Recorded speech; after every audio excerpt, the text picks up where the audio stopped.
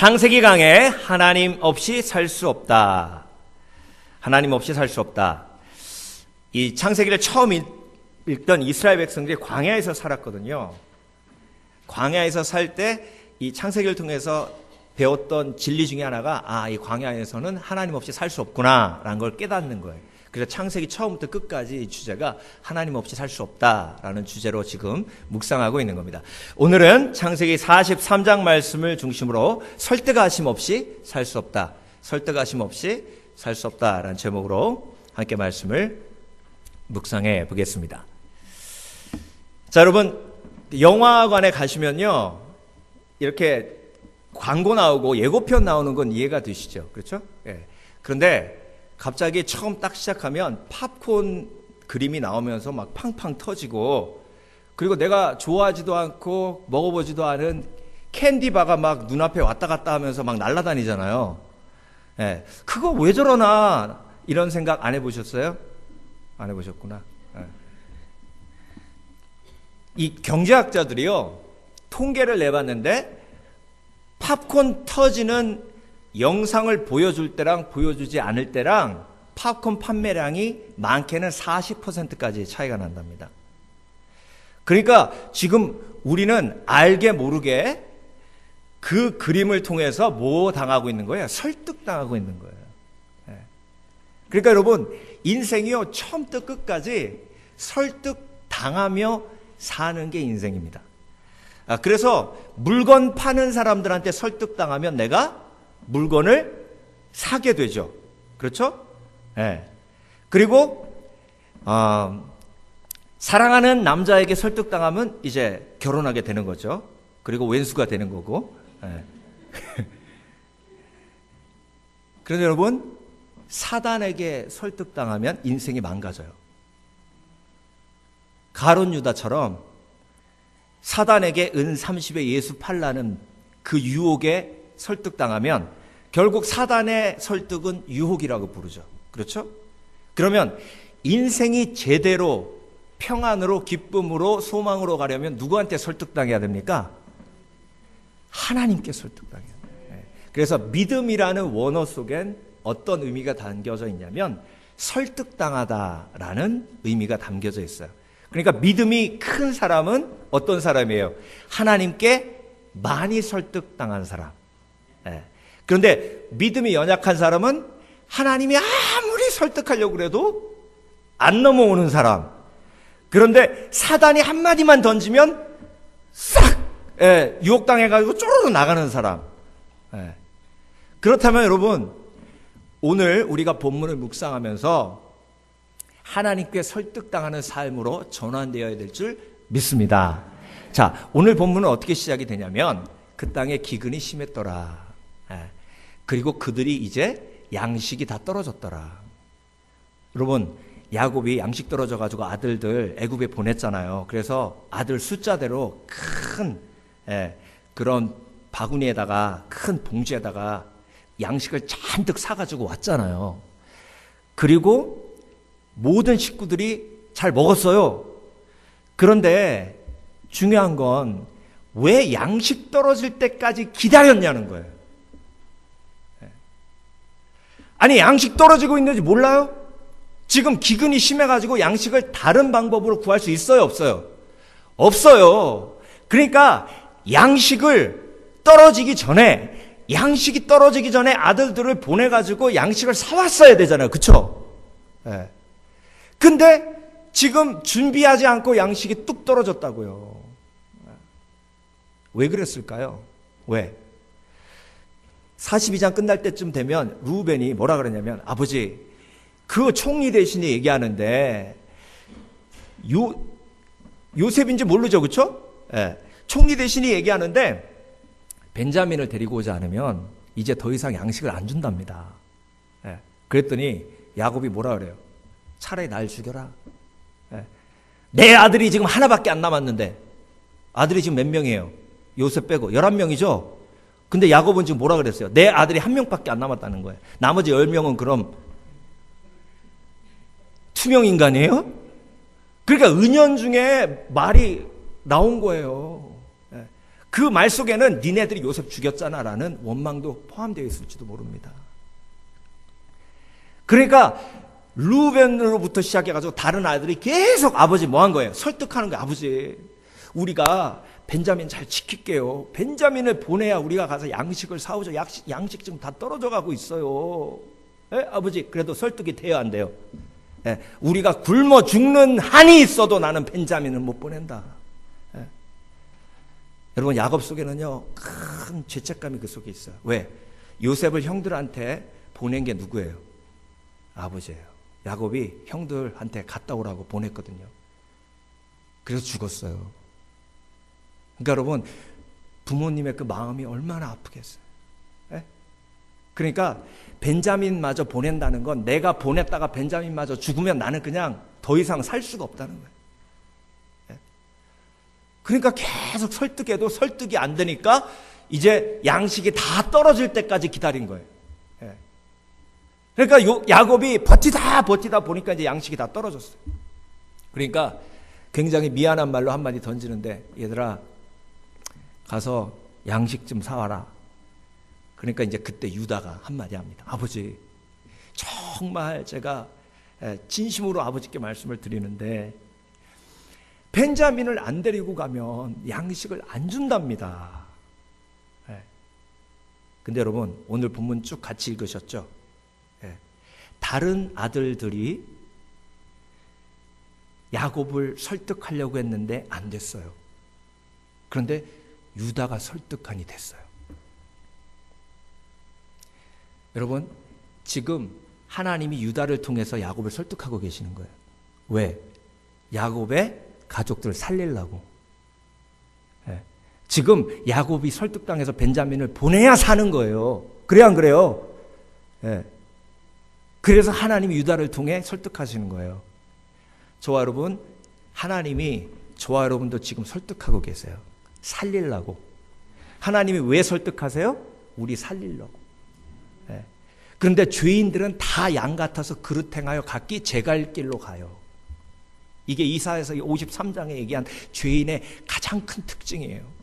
그러니까 잘못된 길로 가지 않게 하기 위해서 설득하시는 거예요. 하나님이 제일 설득하는 것 중에 힘든 거가 뭔지 아세요? 나는 너를 너무 아름답게 지었고, 그리고 나는 너를 너무 귀하게 여긴단다. 이렇게 계속 설득해도 거울 보면서 나는 왜 이렇게 못생겼지? 사람들은 왜 나를 안 좋아하지? 나는 왜 이렇게 가치가 없지? 하나님은 계속해서 나는 네가 너무 이쁘다.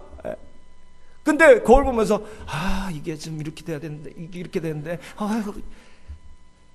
하나님이 너무 힘들어하세요. 여러분, 하나님이 여러분을 너무 아름답게 해주신 줄 믿습니다. 제발 하나님께 설득 좀 당하세요. 그리고 어깨를 좀 피면서 사세요. 그러니까 하나님이요, 우리를 설득하시는 이유는 뭐예요? 사랑하시기 때문에 설득하시는 거예요. 그러니까 하나님은 지금도 저와 여러분을 설득하고 계십니다. 안 불쌍해요. 여러분이 왜 불쌍해요? 천국을 소망으로 지금 가고 있는데, 예수님이 여러분을 위해 십자가 못 박혀 죽으실 때까지 사랑하셨는데, 그리고 영원히 사랑하시는데 왜 불쌍하냐고요? 에휴, 나는 또 연말에 이렇게 죽으라고 일만 해야 되고, 미국에 이민 와가지고 이게 무슨 꼴이야. 막. 아주 그냥 무덤을 파세요. 여기 아파. 나 왜 이렇게 아픈 거야? 다 건강한데 뭐 다 건강해? 다 아파요. 뒤져보세요. 안 아픈 데가 있나? 그러니까 여러분, 하나님은요 매일매일 우리를 사랑하시기 때문에 설득하시는 거예요. 지금 유다를 통해서 야곱을 설득하시는 거예요. 너 벤자민 보내야 네 가족이 다 사는 거야. 그러니까 살리기 위해서 뭐 하시는 거예요? 지금 설득하시는 거예요. 근데 여러분, 하나님이 사랑하셔서 설득하시는 건 why예요. why. 왜 설득하시나? 오늘 본문의 세 가지로 How does God persuade us? 하나님은 우리를 어떻게 설득하시나? 세 가지로 묵상해 보겠습니다. 첫 번째로, 하나님께서는 공감으로 설득하십니다. 이게 무슨 얘기냐면요, 자, 11명의 아들이 있었어요. 우리가 생각하기에 아버지를 설득할 수 있는 제일 능력을 가지고 있는 사람은 벤자민입니다. 아버지, 저를 아끼고 사랑하시는 건 알겠는데 제가 간다고 죽겠습니까? 아버지, 제가 갔다 올게요. 보내주세요. 그러면 야곱이, 그래, 네가 그래도 막내지만 성숙하구나. 그리고 설득될 수 있었겠죠. 근데 벤자민은 입 뚝 닫고, 나도 안 가, 나도 안 가, 나도. 그러니까 벤자민이 막내였기 때문에 성숙하지 않았어요. 근데 첫째 루벤은 아버지를 설득하려고 그러는데 씨도 안 먹혔어요. 왜? 루벤은 야곱의 첩을 취한 아들이에요. 시므온은 잡혀있고, 셋째 아들 레위는 화나가지고 그 마을 사람들 전체 다 도륙한 경력이 있는 분노의 화신이에요. 그래서 넷째 아들 유다가 야곱을 설득하고 있는 겁니다. 그리고 유다는 예수 그리스도가 나신 유다 지파의 조상이에요. 그렇기 때문에 야곱을 설득했다. 이해가 되세요? 이해가 되세요, 진짜? 그 이유 가지고 충분히 설득이 된다고 생각을 하세요? 아닐걸? 네. 제 얘기의 흐름을 잘 보셔야 돼. 네. 여러분, 그것 때문이 아니라요. 야곱이 설득당한 이유는, 보세요. 지금 야곱은 자기가 가장 사랑하는 레이첼의 자녀, 라헬의 자녀, 첫째 아들 요셉을 잃었어요. 아들을 잃은 거예요. 아들이 죽었어요. 그리고 그 이후에 라헬도 죽었어요. 그 슬픔과 그 상처 때문에 벤자민을 못 보내는 거예요. 근데 유다는 요셉이 없어지고 난 다음에 죄책감에 빠져서 도저히 집에 살 수 없어서 집을 떠나서 이방 여인과 결혼했어요. 성경은 수아의 딸이라 이렇게 기록하고 있습니다. 그리고 아들 셋을 낳았는데 첫째 아들이 엘이고 둘째 아들이 오난이에요. 그런데 첫째 아들도 죽었어요. 둘째 아들도 죽었어요. 그리고 얼마 있다가 아내 수아의 딸도 죽습니다. 유다는 야곱이 겪었던 아들을 잃는 아픔을 경험한 사람이에요. 그리고 사랑하는 아내를 잃었던 아픔을 경험한 사람이에요. 그 유다가 그 상처 때문에 벤자민을 보내지 못하고 있는 아버지를 보며 설득하는 거예요. 그러니까 야곱의 마음이 움직입니다.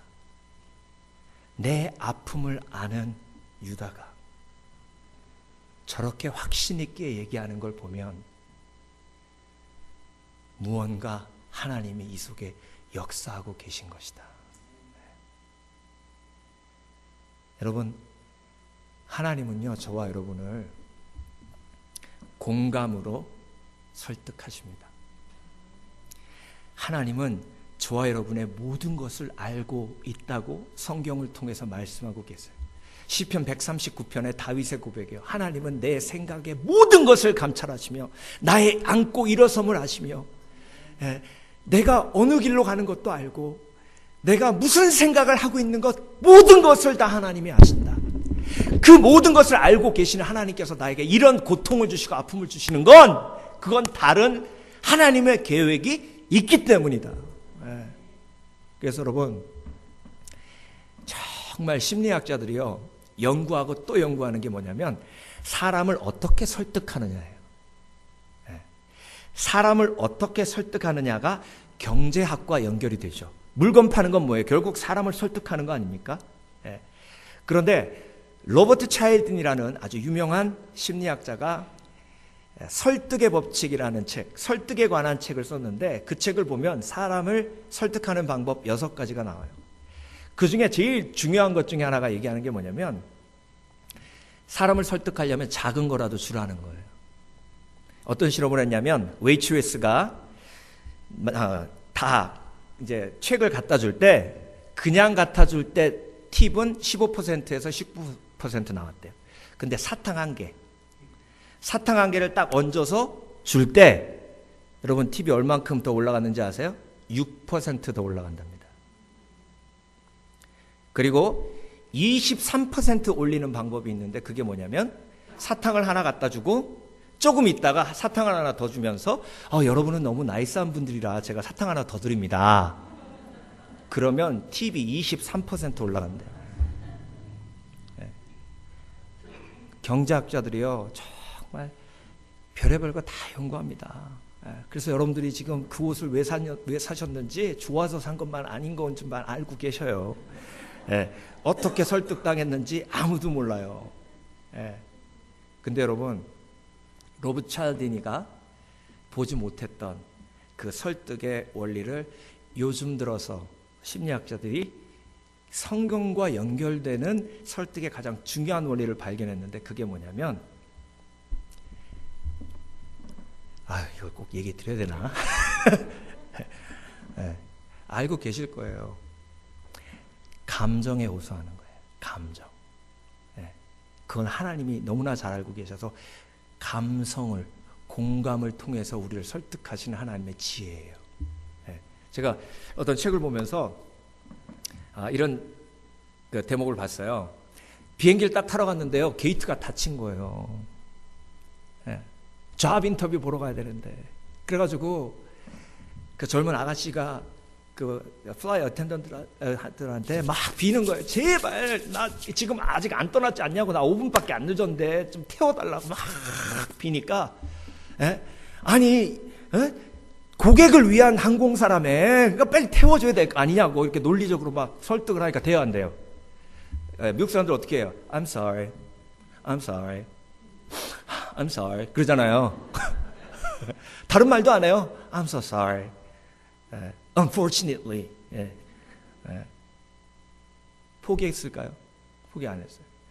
이렇게 보니까 비행기 앞머리가 저쪽에 창문에 가까이 있더라는 거예요. 그래서 이 아가씨가 막 달려가가지고 그 비행기 앞에 창문을 응시할 수 있는 유리 앞에 딱 서니까 파일럿이 앞에 딱 보이더래요. 그래서 내 얼굴 봐라, 내 얼굴 봐라, 내 얼굴 봐라 하는데 파일럿이 이렇게 하다가 이제 출발하려고 고개를 딱 들어서 눈이 딱 마주친 거예요. 그때 자기가 들고 있던 가방을 이렇게 들었다가 팍 놓는 거예요. 그러니까 푹 떨어지죠. 그리고 나서 손을 딱 내리고 울기 시작했대요. 그랬더니 파일럿이 딱 보고 웃더니 전화를 들어서 게이트 열었대요. 그러면서 그 박사님이 하는 얘기가 정말 사람을 움직이는 가장 큰 설득의 방법은 감정적 호소라는 거예요. 그 감정적 호소가 일어나는 그 핵심이 뭐냐면 사랑이에요. 사랑. 그래서 정말로 사랑이 많은 사람은 설득의 강자예요. 하나님은 정말 사랑의 하나님이시기 때문에 하나님께 설득당하면 인생이 평안해요. 하나님에게 설득당하면 잘못된 길로 가지 않아요. 하나님께 설득당하면 관계가 회복되고요. 하나님께 설득당하면 기쁨이 회복돼요. 그래서 여러분 공감하시는 하나님, 나의 아픔을 아시는 하나님께 오늘도 여러분의 삶을 맡겨드리시길 주의 이름으로 축원합니다. 제가 이 찬양은 꼭 한번 해보고 싶어요. 오늘 나를 지으신 주님 내 안에 계셔. 처음부터 내 삶은 그의 손에 있었죠. 내 이름 아시죠? 내 모든 생각도 내 흐르는 눈물 그가 닦아주셨죠. 한번 불러볼게요.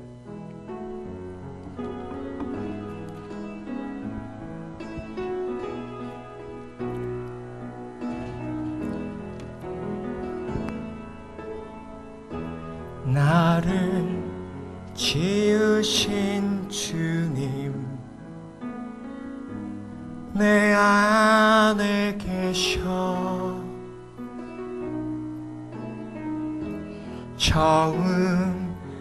그때부터 내 삶은 예 손에 있었죠.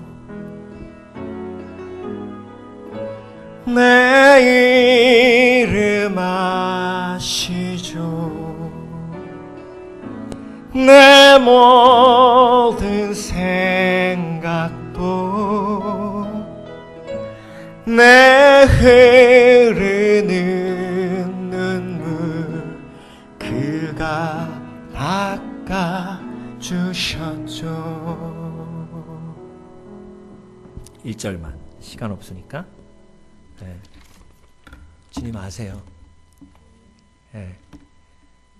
아유 목사님 그걸 어떻게 알아요? 하나님께 가까이 가면 갈수록 하나님이 나의 모든 것을 알고 계시는 것을 경험하게 됩니다. 두 번째로 하나님은 우리를 설득하실 때요 약속으로 설득하십니다. 유다가 뭐라 그랬냐면 창세기 43장 8절 유다가 아비 이스라엘에게 이르되 저 아이를 나와 함께 보내시면 우리가 곧 가리니 그러면 우리와 아버지와 우리 어린 것들이 다 살고 죽지 아니하리이다. 이게 죽지 않을 수 있다고 생각해요. 않을 수도 있을 거라고 예상해요가 아니에요. 선포예요. 이런 확신이 유다에게 어디서부터 왔을까요? 이건 성령의 역사예요. 야곱은요 유다의 이야기를 들으면서 지금 어떤 생각을 하고 있냐면 이건 유다의 말이 아니다. 하나님이 유다를 통해서 나를 뭐 하신다? 설득하신다. 하나님이 유다를 통해서 나에게 뭐를 주신다? 약속을 주신다. 그래서 여러분 하나님은요 우리에게 약속을 주셔서 우리를 설득하세요. 모세가 죽고 난 다음에 여호수아가 정말 큰 두려움에 빠집니다. 120만의 이 날강도 같은 이스라엘 백성들이 얼마만큼 모세를 못 살게 굴었는지를 옆에서 제일 잘 봤어요. 그런 모세가 인내로 승리하며 살았는데 이제 그 자리를 내가 물려받아야 되는 거예요. 얼마나 두렵겠어요. 얼마나 무섭겠어요. 그런데 하나님이 여호수아에게 약속을 주십니다. 두려워 말라, 놀라지 말라, 내가 너와 함께함이라. 그런데 정말 중요한 건요, 여호수아는 그 말씀에 설득당했다는 거예요. 그리고 여호수아는 정말 용사 중에 용사가 되어서 31전 30승. 아이성에서 한번 패했지만 두 번째 공격했을 때 아이성을 이겼기 때문에 사실 31전 31승이에요. 강한 용사 중에 용사. 여러분 약속을 믿는 사람에게 하나님이 이런 복을 내려주시는 줄 믿습니다. 근데 왜 우리는 하나님의 약속을 믿고 설득당하기가 쉽지 않을까요? 그건요 지금까지 하도 많이 사기당해서 그래요. 특히 제일 큰 사기 중에 하나가 결혼 사기예요. 결혼하기 전에는 손에 물도 한 방울 안 묻힌다고 하더니 재정적인 걱정은 내가 하나도 안 하게 해주겠다고 하더니 이 세상에서 제일 행복하게 해준다고 하더니 남자도 나름대로 그걸 전문용어로 꼬신다고 하잖아요. 설득하려면 뭔가 약속을 줘야 될 거 아니에요. 약속을. 그러니까 막 약속을 막 남발하는 거예요. 일단 결혼하고 보자. 일단 잡은 곡이 된 다음부터는 그때부터는 이제 나무를 놔라 하는 거예요. 그러니까 상처받는 거죠.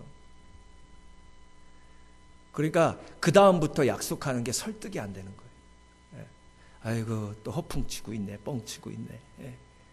그러니까 설득이 안 돼요. 설득이 안 되니까 걱정 근심이 사라지라는 거예요. 여러분 하나님은요 절대로 거짓말하지 않으시는 분이에요. 신실하신 분이고 그리고 정말 약속을 목숨과 같이 지키시는 분이십니다. 그래서 하나님의 약속이 나에게 설득이 되는 이유는 하나님이 신실하시고 하나님이 선하시기 때문에 그래요. 그래서 인간은 약속을 지킬 수도 없고 지킬 힘도 없기 때문에 왼수들 용서해 주시길 주의 이름으로 축원합니다. 왜 그러냐면 남자는 결혼하기 전에 약속을 많이 하는데 여자는 약속을 별로 안 해요. 왜? 여우거든. 그래서 결혼하고 나서 약속 때문에 힘든 건 보통 남자들이 훨씬 더 많아요. 그래서 여러분 용서해 주시고 하나님을 바라보시고 그 하나님의 약속으로 오늘도 설득당하셔서 평안한 삶으로 믿음으로 승리하시는 저와 여러분 되시길 주의 이름으로 축원합니다. 마지막으로 세 번째, 대속으로 설득하셨어요. 대속은 뭐예요? 내가 대신 죽겠다. 내가 대신 그 죄짐을 지겠다예요. 야곱에게 유다가 뭐라 그랬냐면 43장 9절, 내가 목숨을 걸고 그의 안전을 보장합니다. 뭘 건다고요? 목숨을 걸고. 이게 현대인의 번역이에요. 좀 쉬운 번역이에요.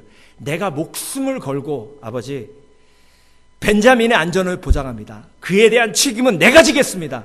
내가 만일 무사히 그를 데리고 와서 아버지 앞에 두지 않으면 내가 평생 동안 그 피의 대가를 치르겠습니다. 이게 대속이에요. 이것 때문에 야곱이 설득된 거죠.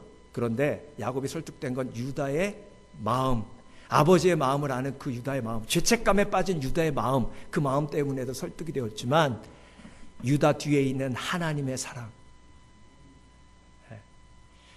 내가 너의 죄를 모두 지고 가겠다.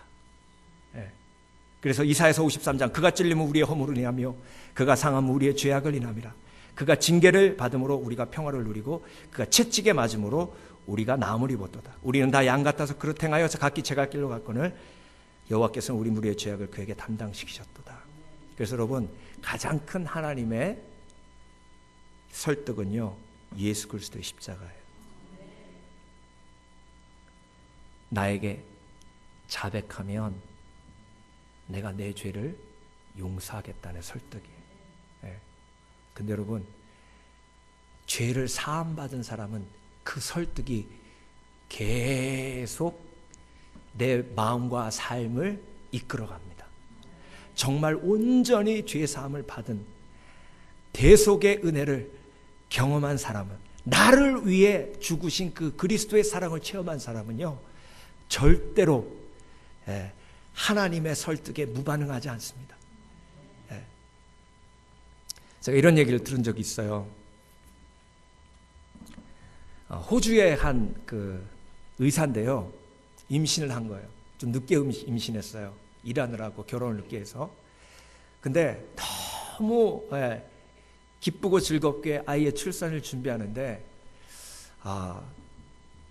종합검진을 받다가 동료 의사가 한번 조직검사를 해보자 그래서 해봤더니 자궁 근처에 암이 발견이 됐어요.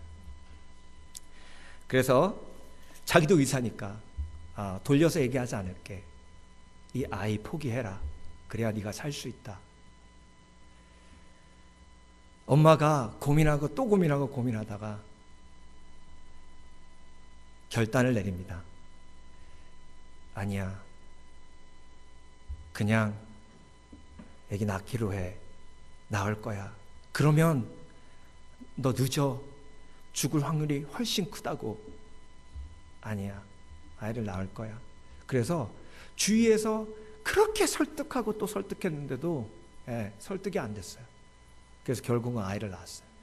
그리고 아이를 낳고 검사를 해보니까 이미 그 암이 거의 몸 전체에 다 퍼지게 됐어요. 그래서 죽어가면서 남편에게 한 가지 부탁을 하는데요. 내가 이 편지를 썼는데 이 편지를 우리 아이가 18살이 될 때까지 주지 말고, 그리고 당신도 내가 이런 결정을 내려서 죽었다는 걸 우리 아이한테 절대 얘기하지 말아달라고. 그러면 아이가 얼마나 죄책감이 들겠냐고. 엄마가 나 때문에 죽은 거니까. 그래서 18살이 될 때까지 절대 이야기하지 말라고. 그래서 이 아이가 자라나는데요, 아버지가 결혼 안 했어요. 혼자 키우는데, 그런데 자기는 왜 엄마가 없냐는 거죠. 아빠가 얘기하는 하나님이 계시면 왜 하나님이 나에게는 엄마를 안 주셨냐는 거예요. 그러면서 얘가 조금씩 삐뚤어 나가기 시작하다가 결국은 약에까지 손을 댔어요. 18살 생일 파티를 하는데 그날도 약에 취해서 간신히 몸을 가누고 집에 와서 생일 케이크를 붙이는데 아버지가 지금까지 도와두었던 그 편지를 그 아들에게 줍니다. 아들이 비몽사몽간에 편지를 읽는데 그 편지 속에는 어머니가 얼마나 그 아들을 사랑했고 그리고 아들을 위해서 죽을 수밖에 없는 상황이어서 그래서 내가 천국에서도 너를 사랑한다는 고백이 담겨져 있었습니다. 그 아들이 그 편지를 읽고 펑펑 우는 거예요. 무릎 꿇고. 그리고 아버지한테 왜 이걸 지금 보여주냐고 그랬더니 네가 죄책감 들어 할까 봐 엄마가 네가 18살 되는 생일날 주라고 했단다. 그게 유언이었단다. 네. 여러분 그 아들이 그 이후의 삶이 어떻겠습니까? 그 이후의 삶이 계속 약에 빠져 있었을까요? 절대 그렇지 않습니다. 그렇게 할 수도 없고요. 여러분 정말로 예수 그리스도께서 나를 위해 십자가에 못 박혀 죽으셨다는 것이 여러분들에게 설득이 되십니까? 네. 그렇다면 내가 이렇게 살 수는 없어요. 그 진실, 그 진리가 나에게 정말 설득이 된다면 예수님께서 죽을 수밖에 없는 영원한 멸망으로 죽을 수밖에 없는 나를 위해 십자가에 못 박혀 죽으시고 그리고 나를 위해 장사한 지 사흘 만에 부활하셨다는 그 십자가가 나를 설득하지 못한다면 그건 내가 그 십자가의 사랑을 아직도 믿지 않는 거예요. 그리고 그 십자가의 사랑을 내가 믿고 받아들이고 삶이 변화되지 않는다면 정말로 그 대속을 내가 믿고 그 대속의 은혜에 내가 반응하고 그것에 설득되었다고 할 수 없는 거죠. 그래서 여러분 우리 삶의 가장 큰 설득은 예수 그리스도의 십자가의 사랑이고 하나님이 세상을 이처럼 사랑하사 독생자를 주셨으니 이는 저를 믿는 자마다 멸망치 않고 영생을 얻게 하려 하심이니라. 그래서 여러분 오늘도 그 하나님의 사랑이 십자가의 사랑이 여러분에게 가장 큰 설득의 이유가 되시길 주의 이름으로 축원합니다. 하나님은 저와 여러분을 사랑하시기 때문에 지금도 설득하고 계십니다. 하나님께서는 우리를 공감하심으로 설득하시고 우리에게 약속으로 설득하시고 그리고 십자가의 대속의 은혜로 설득하십니다. 하나님께 설득당한 인생은 천국으로 가는 인생이요 하나님께 설득당한 인생은 평안으로 가는 인생이요 하나님께 설득당한 인생은 관계에서 승리하는 인생입니다. 기도하겠습니다.